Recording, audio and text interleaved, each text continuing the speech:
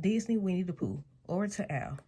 On their way home from a leaf-collecting excursion on the cold, blustery autumn afternoon, Pooh, Rabbit, Piglet, and Eeyore made their way past Al's house. They could not help but notice the cheerful light glowing in all the windows, a light so warm and so inviting that the chilly group seemed to thaw just looking at it. And so it happened that they soon found themselves warm and cozy in Al's living room. "Al, thank you for having us in to warm up," said Pooh. "It's awfully windy and cold outside." "Well, it is getting on to a winter," Al replied. "Naturally, that means it will only get colder before it gets warmer." Al was just beginning to expound upon the particular subject of frostbite when Rabbit interrupted, hoping to give someone else a chance to talk. "Yes, Al," he said. "I know that Piglet was very glad to have his scarf on today. Weren't you, Piglet?" "Oh, yes," Piglet said. "Kanga knitted it for me." Al cleared his throat. "Ah, yes, knitting," he said. An admirable hobby." Did you know that knitting is done? It's hot. Did you know that knitting is done with knitting needles? But they aren't sharp as one might assume. They are not. For example, as sharp as sewing needles. Oh, it's showing blurry. Or cactus needles. Or Al continued with the comparison of many, many different types of needles. An hour later, when Al seemed ready to jump into a discussion of pens, Rabbit again tried to change the subject. "Speaking of pens," Rabbit began, "how is your tail today, Eeyore?" "I hope it is suitable, secure, and well attached." "Seems secure," Eeyore replied with a shrug, "but it always falls off when I least expect it." Rabbit saw Al sit up in his chair and take a deep breath, a sure sign that he was preparing another speech about tails or expectations, or Rabbit knew not what. So Rabbit decided it was time to go. Goodbyes and thank yous were said, and soon the four visitors were outside, making their way home through swirling leaves. And all the way home, Rabbit tried to decide who was windier, the great autumn wind or long-winded Al. The end. Excuse me. Disney, Lilo and Stitch. Stitch upon a time. Lilo was telling Stitch a story, but as she started, he scampered away. He wanted a snack. "You better not let Nanny hear you," warned Lilo. "She thinks we went to bed." Stitch crept into the hall, lifted his big ears, and listened. "No, Nanny," he whispered.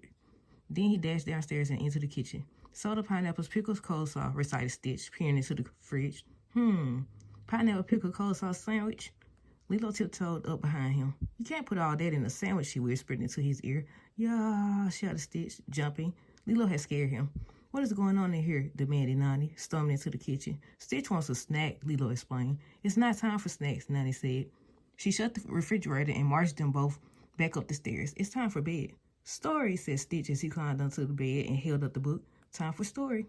Nanny sighed and said, "Oh, all right, but it had better be a short one."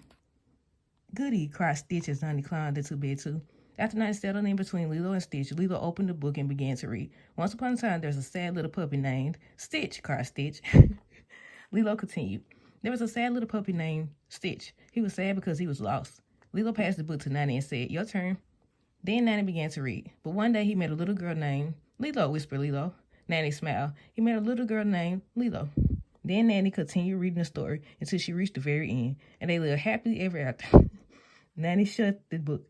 "Ever after," murmured Stitch, closing his eyes. "Ever after," echoed Lilo. Nanny waited till they were both sound asleep, then headed downstairs for a snack. Maybe she'd have a pineapple pickle coleslaw sandwich. The end.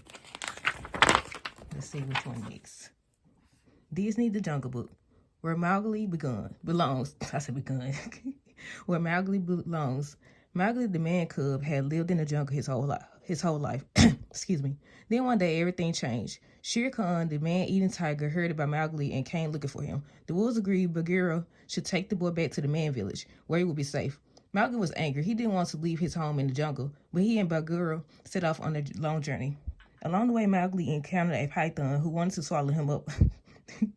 A parade of very noisy elephants and the king of the apes who wanted to know how to make fire. Mowgli also made a friend, Baloo the bear. Mowgli still didn't want to go to the man village, so he ran away from Baloo and Bagheera. Once he was on his own, it wasn't long before Shere Khan found him. The tiger gave a loud roar. He lifted Mowgli, taking the man cub by surprise, but Baloo arrived and fought with Shere Khan. Baloo was knocked to the ground, and Mowgli was worried that he wasn't going to wake up. Suddenly, a lightning bolt struck a nearby tree, which burst into flames. Shere Khan was terrified. Seeing his chance to get back at the tiger, Mowgli picked up a burning branch. The man cub tied the branch to the tiger's tail. Shere Khan screamed as he tried to get it off. Then he fled into the jungle, desperate to get away from the fire. Just then, Baloo opened his eyes. Mowgli laughed and threw his arms around the big bear's neck. Mowgli, Baloo, and Bagheera carried on toward the man village. Suddenly, they heard someone singing. Mowgli peered through the trees and saw a young girl kneeling by the river. Mowgli climbed the tree to have a closer look. The girl turned and smiled. Mowgli shyly smiled back. When she began to walk off toward the man village, Mowgli ran to join her. Baloo and Bagheera were sad that their young friend was leaving, but they knew he would be happy and safe. "It's where he belongs," said Bagheera. "Come on, Baloo, let's get back to where we belong." And so, arm in arm, the two friends headed slowly back into the jungle. The end. Excuse me. Disney Princess Snow White and the Seven Dwarfs, Home Sweet Home. As the sun rose above the Seven Dwarfs' cottage, Snow White was already thinking about what to make for supper that evening. She had arrived at the cottage not long before, after her evil stepmother, the Queen, had driven Snow White from the palace. Luckily, a group of helpful woodland creatures had befriended Snow White and led her to the dwarf's little cottage. Now, for the first time in a long time, she felt safe and happy. "Perhaps we'll have gooseberry pie for supper tonight," she told her animal friends as they cleaned the cottage. When they had finished, they left the cottage and headed to the forest to pick berries. With all her friends helping, Snow White quickly filled her berry basket. "How different life has become," she said to her friends. "I don't miss the grand castle at all. I love living in this funny little cottage. A home doesn't need to be grand to be a happy one. Remember that." Fact. The animals exchanged looks with one another. Then they began tugging at her skirt to pull her to her feet. "What is it, dears?" she asked them. "Oh, do you want to show me where all you live? I would love to see," she said delightedly. Two bluebirds were first. Twittering excitedly, they floated around their nest, which had been built in a little nook of a nearby tree. Excuse me. "What a lovely nest," cried Snow White. The birds looked pleased. The fawns were next. Pulling at her skirt, they brought Snow White to a sun-dappled clearing in a warm glade. "How cozy!" exclaimed Snow White. The fawns flicked their tails happily. Next, the chipmunks and squirrels showed her the hollow in the old tree where they lived. "You all have such pretty little homes," said Snow White as they made their way back to the dwarf's cottage. "Thank you for showing them to me. We are all lucky to live where we do, aren't we?" she said with a smile. And with that, she skipped the rest of the way back to the cottage to start preparing her pie. She could hardly wait until the dwarfs got home. The end.